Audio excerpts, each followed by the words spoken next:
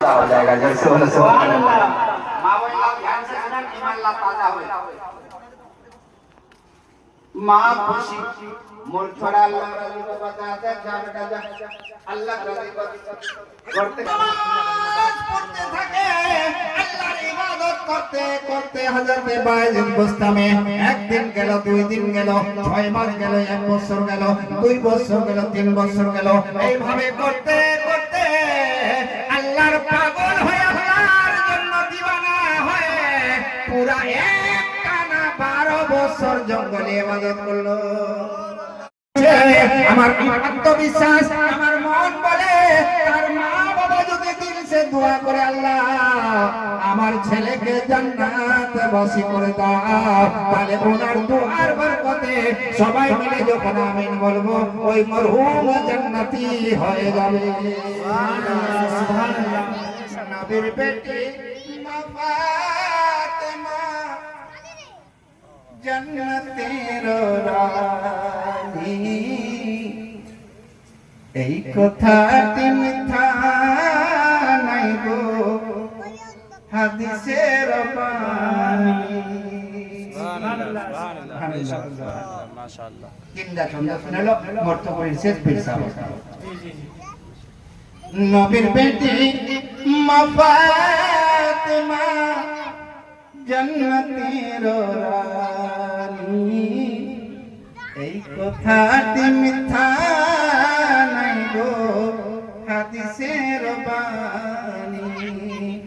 যা কিছু করেছেন তিনি এই নারীদের শিক্ষা, নিজে থাকে অনাহারে অপরকে দেয় ভিক্ষা, নিজে থাকে অনাহারে অপরকে দেয় ভিক্ষা।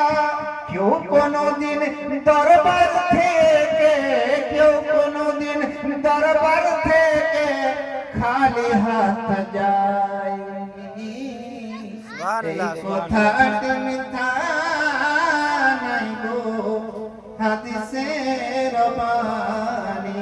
সুবহানাল্লাহ সুবহানাল্লাহ বলে সুবহানাল্লাহ। দুদিন ধরে খাবার নাই যার ঘরে, ইমাম হোসেন কান্দে গো মায়েরা চল ধরে।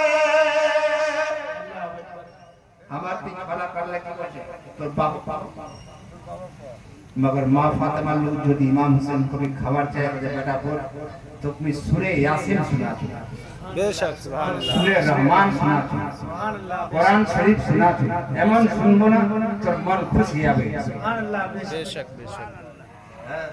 दो दिन तीन दिन धरे खबर नहीं जर घरे,